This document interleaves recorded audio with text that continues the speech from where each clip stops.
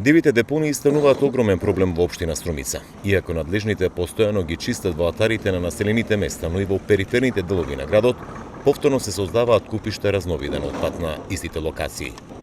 Острумишки комуналец вела дека годинава се појавиле рекордни 48 диви депонии кои континуирано се чистат. Ова година имаме најмногу. До сега има 48 диви депонии изчистено.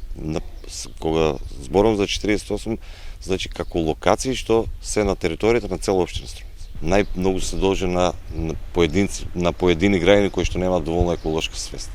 Значи, за да се ослободат од отпадот, не размислуваат каде би го поставили, него на најблиското можно место го истурат.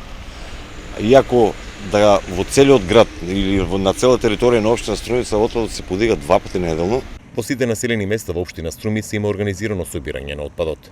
Комуналец организира и екоакции за подигање на градежниот шут и кабастиот отпад. Денове беа собрани околу 120 кубни метри разновиден отпад оставен острумичени по јавни простори. Мора да има казни. Казните мора да бидат насочени кај оние кои што стварно не го почитуваат или ја загадуваат животната средина, тоа е директно загадување и на животната средина, за да граѓаните го сватат тоа сериозно. Искрено кажано дека казните мора да бидат во одреден временски период малку поригорозни. Сепак да се створи навиката на граѓаните, односот кон животната средина.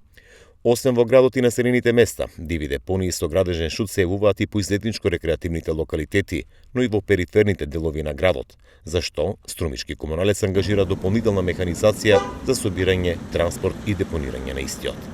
Ова е само една од локациите каде што имаше диви депонии во Струмица.